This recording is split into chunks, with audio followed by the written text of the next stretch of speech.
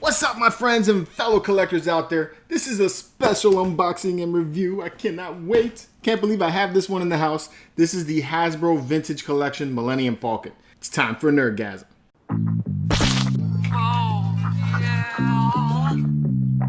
So welcome back, guys. I am super pumped to have this one in the house today. Can't wait to get it out of the box. If this is your first time on the channel, you just stumbled upon us, please like, subscribe, and turn on notifications so you can stay up to date on all of the collecting content we have on this channel. You're going to enjoy it. So please subscribe right now. Do it. Go. Subscribe.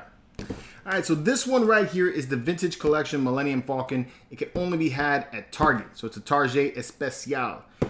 I don't really like going to Target to buy my stuff. It's because they're usually a pain in the butt, and this was no different. You could only get this piece initially on pre-order, sold out like super fast thanks to all the bots. And then when I went to the store, the employees couldn't even help me find this thing, so I had to go hunt this thing all for myself. I would have much preferred to just order this on Big Bad Toy Store, because that's where I usually get all of my Hasbro stuff at. So if you're looking for any Black Series, Vintage Collection, Star Wars stuff, cool items like this, head over to Big Bad Toy Store. I'll leave a link in the description below for you guys to get to them. So this right here is very special to me. It's because I love the Millennium Falcon. It's one of my favorite vehicles from all movies in history. Ever since I was a kid, I've always been fascinated with the ship. I own it in the Lego Ultimate Collector Series build. I have a video up for that if you guys want to check it out. And for the last year, I've been putting together the Agostini's Millennium Falcon, which is based on the 1-to-1 studio scale model.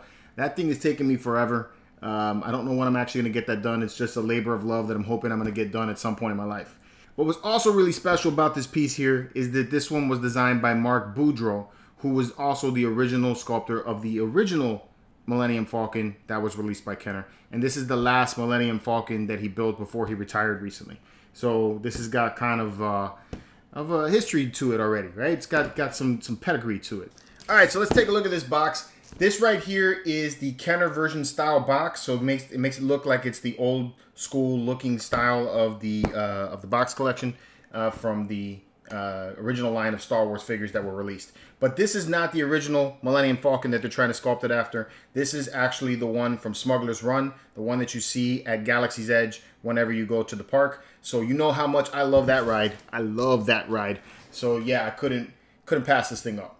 And also what I like about it is really cool is it comes with 2 antennas, so I can make it look like the classic Millennium Falcon. It's because I don't like that square dish, you know. Anyway, so that's the front of the box. The side of the box here shows the cockpit area that opens up. The back engines light up. It's got some sound effects. You got a pod, escape pod there. On the back, you can see more of the Millennium Falcon. You got Hondo there, who doesn't come with it, and Chewie, who I think doesn't come with it either. I'm not sure if this comes with any figures with it. For this price tag at $400, I wish it did. And then, you know, on the side, you got a little bit more of the images right there. All right, so let's get this thing out of the box, see what comes inside. All right, so when you slide it out of the box, you get this packaging here with what looks like stickers and possibly instructions on how to put it together. You get this part of the front end of the Millennium Falcon. All right. Get the same thing right here, another one. That's the opposite side. All right, and then you get the landing gear. It's already falling out of the plastic bag. The main body of the Millennium Falcon. It's got some weight, man. All right. Oh, this is dope. Look at the size of this thing. Holy crap. Oh, this is so cool. All right. Oh, we get some figures with it. That's what's up, man. You get Chewbacca. All right, so we get Chewbacca, and you get Hondo, and even with a gun. Very neat. All right, that's dope. You get Chewbacca's bowcaster, the escape pod, your satellite dishes, a bag full of porgs, and some various other stuff. All right? So let's get it all put together and see what this looks like.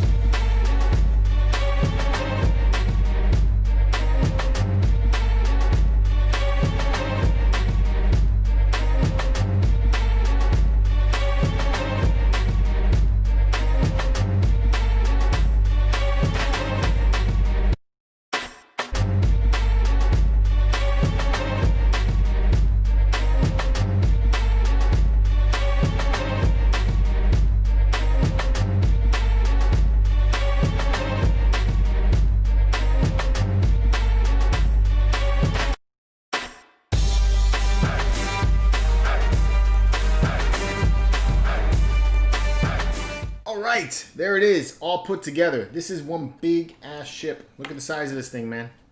Woo! Give you a little turnaround on it. It's dope. They did a nice job on it. It does look pretty cool. There are some issues that I have with the way things fit back into place when you take the panels off, and I'll talk about that. And the instructions for putting the stickers on this thing suck. Actually, most of it was okay. Maybe suck is a bad word. Most of it was okay, but there were some problems I had finding two of them. So I'm going to go over and show you where all the stickers are on the ship so you can see how that is all put together if you're going to put the stickers on. But there are some cool features about it. You can expose the interior, which I'm going to show you guys that in just a few.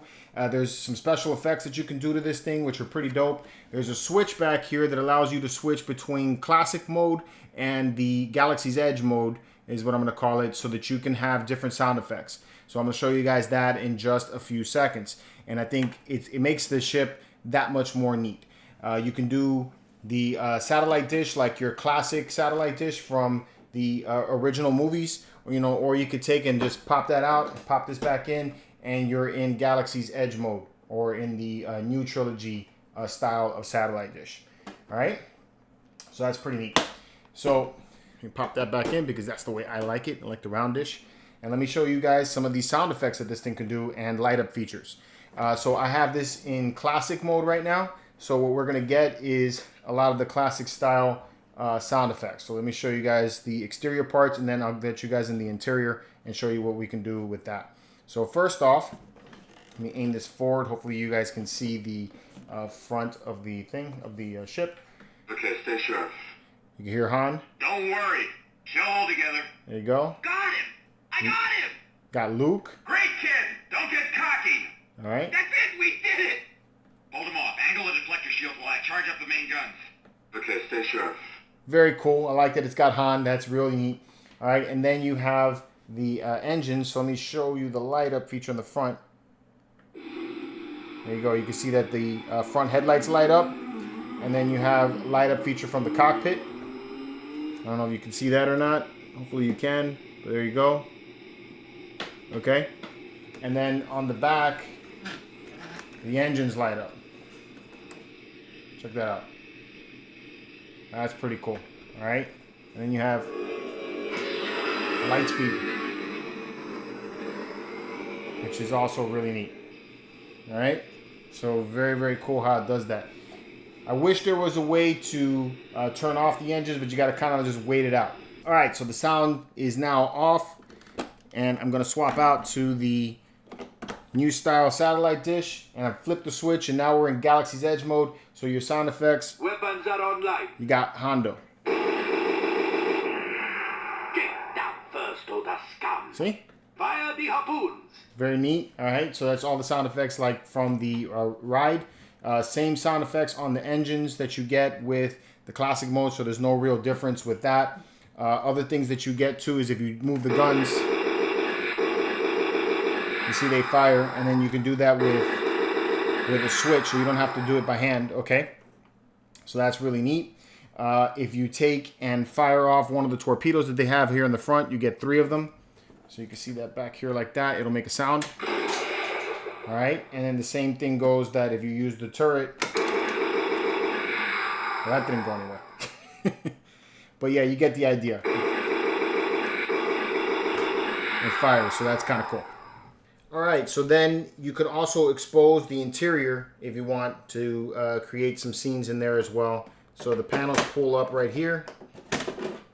Okay, and as you can see the Jark table. They got a few of the creatures on the top there, and they will light up. Oh, wait, my friends. When you press the button. We have picked up a hitchhiker. All right. All right. Scan the exterior of the Falcon for light bulbs. Which is really neat. So I like that they have that. And of course, if you switch to classic mode, when you press that button, Let the Wookiee win. you'll get C-3PO, Chewbacca, more Chewbacca, R2. Yeah, so you get some features like that. All right, and on the other button, With the blast shield down, I can't even see. How am I supposed to fight? you get Luke. So that's really cool. See? You can do it. Very neat. So then you also have a chair that could turn here, and you have an exposed area that leads you into the next compartment bay. which pops off here. And then you can see more of the ship exposed onto this side. So that's kind of neat. All right.